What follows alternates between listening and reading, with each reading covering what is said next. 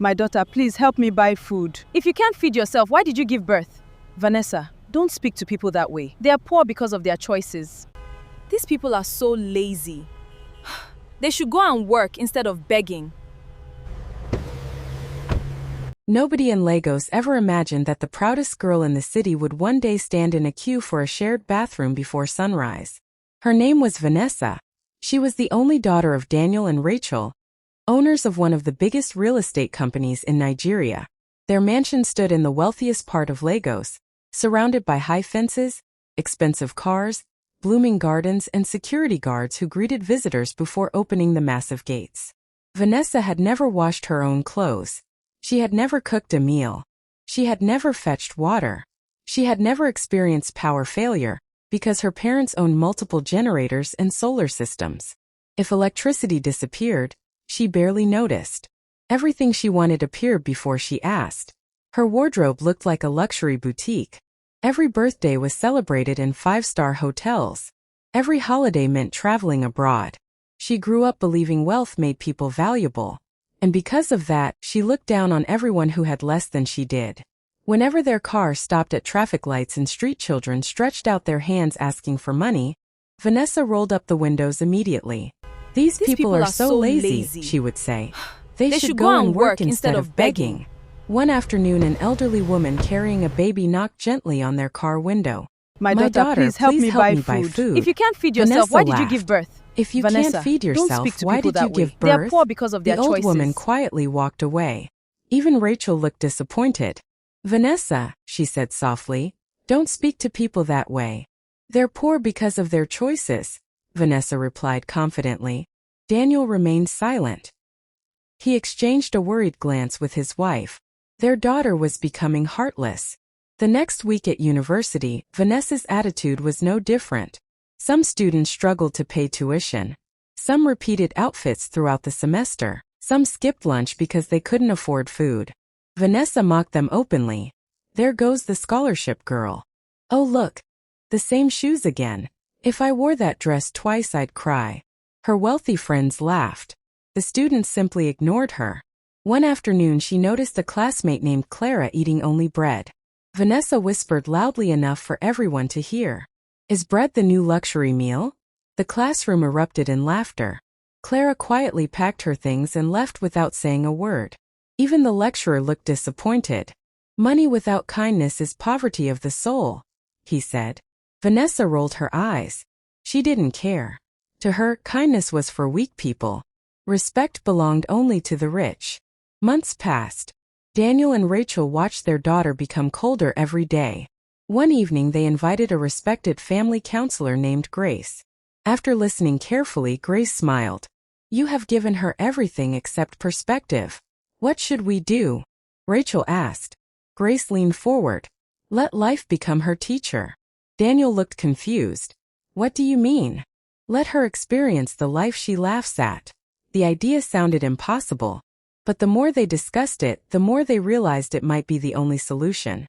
They designed a plan. Only a few trusted people knew the truth. The following Friday evening, Daniel returned home looking exhausted. Rachel's eyes were swollen as if she had cried all day. Vanessa rushed downstairs. What happened? Daniel sat heavily on the sofa. Our company is gone. Vanessa laughed nervously. Stop joking.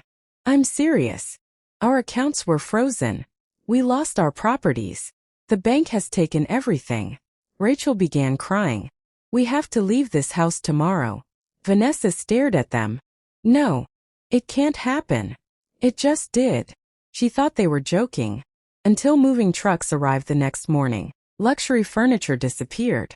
Cars were collected. Workers left. Security guards disappeared. The mansion became empty. By evening they were driving into a crowded neighborhood on the mainland. Tiny buildings stood close together. Children played barefoot outside. Women sold food beside narrow roads. Daniel parked before a weathered apartment building. Vanessa frowned. Why are we here? This is our new home. She laughed. No. Daniel carried a small suitcase inside. Rachel followed quietly. Vanessa remained frozen outside. The apartment contained one small sitting room, one bedroom and a tiny kitchen. Paint peeled from the walls. The ceiling fan barely moved. There was no air conditioner. Only one small window. Vanessa almost screamed. "Where's my room?" Rachel smiled sadly. "We'll all share. There has to be another house." There isn't. Night came. The electricity disappeared. The room became hot. Mosquitoes buzzed everywhere. Vanessa couldn't sleep. She cried until morning. When dawn arrived, voices echoed through the compound. Women carried buckets. Children laughed. People queued outside two small buildings. Vanessa looked confused. "What are they doing?" Rachel answered. "Waiting to use the bathroom. And the toilet." "What?" "The whole compound shares them." Vanessa almost fainted. "You mean strangers use the same toilet?"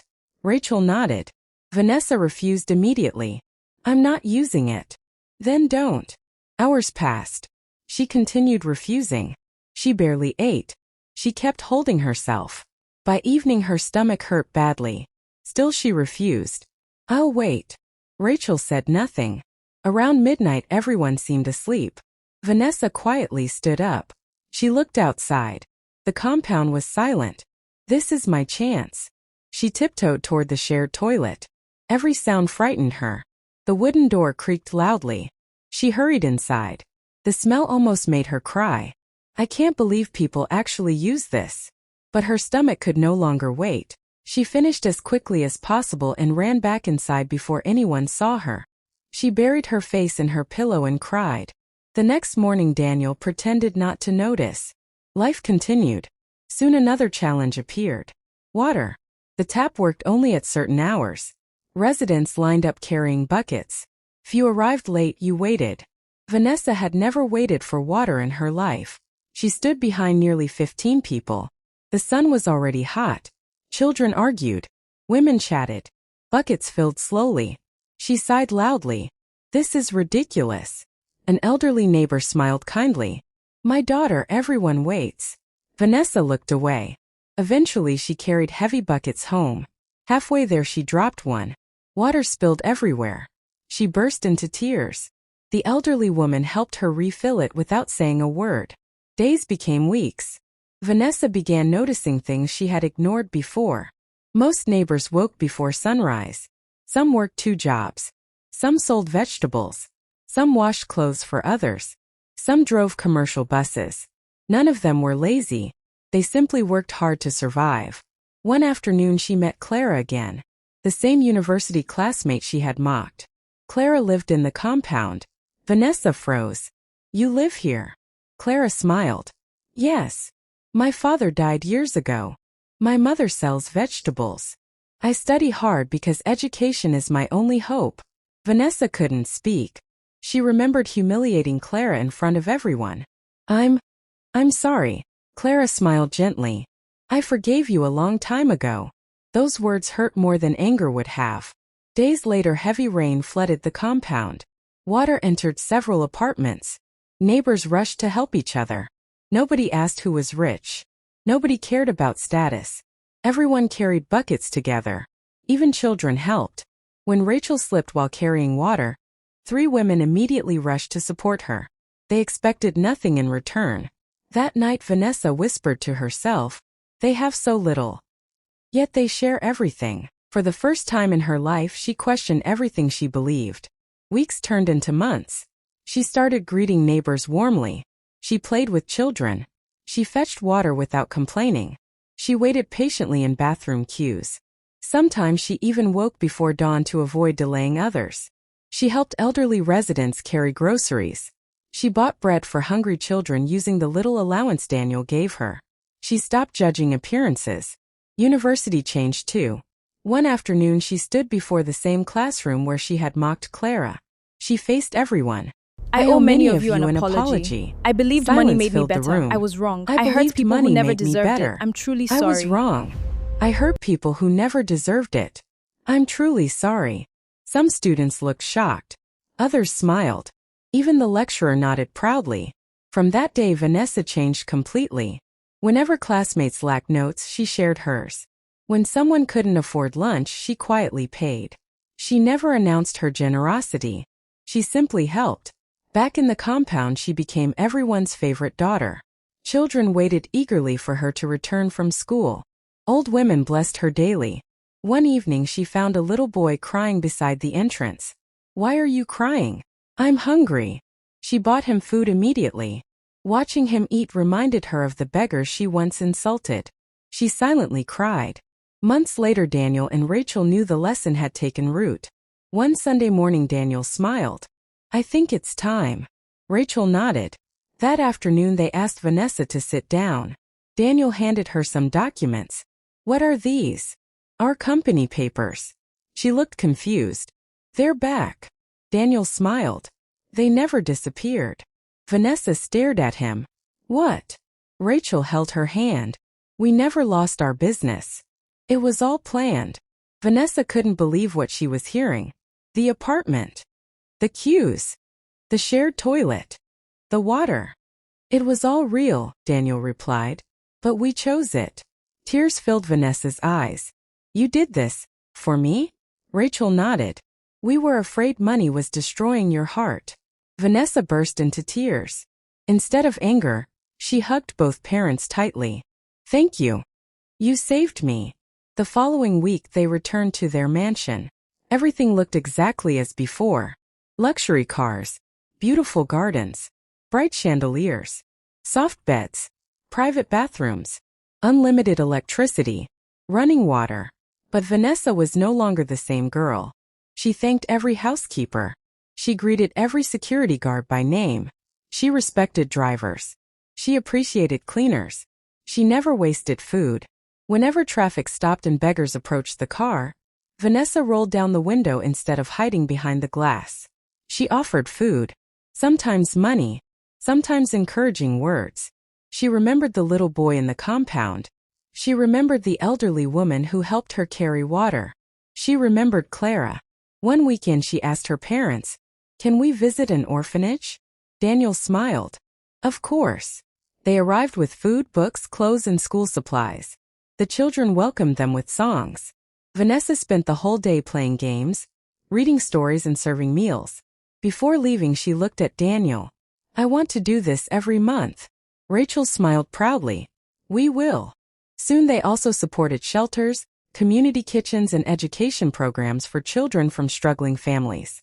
Vanessa insisted on visiting the old compound regularly. The residents celebrated whenever she arrived. She never came empty-handed. Sometimes she brought bags of rice. Sometimes medicines. Sometimes school supplies. Sometimes she simply sat outside talking and laughing with everyone. She still queued for the bathroom occasionally, not because she had to, but because she wanted to remind herself where humility had found her. One afternoon she met Clara again after graduation. This time Clara had become a successful accountant. The two friends embraced warmly. "You've changed," Clara said. Vanessa smiled. "I finally became rich." Clara looked confused. "Weren't you always rich?" Vanessa shook her head. "I had money. But now, I have compassion." Years later, whenever people praised Vanessa for her generosity, she always shared one sentence that became famous across Lagos. "The greatest poverty is believing you're better than someone else. Because houses can disappear. Cars can be sold. Money can come and go. But character is the true wealth no bank can take away." And from that day onward, Vanessa never judged another human being by the clothes they wore, the house they lived in, or the money they carried. She judged people only by the kindness they showed others. And that made all the difference. As Vanessa discovered, money can buy comfort, but it can never buy a kind heart. The greatest wealth anyone can have is compassion, humility, and the willingness to help others. No matter where someone comes from, every person deserves respect. If this story inspired you, please give this video a thumbs up, share it with your family and friends, and let us know in the comments. What lesson did you learn from Vanessa's journey? Don't forget to subscribe to Rita's Tales and turn on the notification bell, so you never miss another powerful African story. Until next time, remember, kindness costs nothing, but it can change someone's life forever.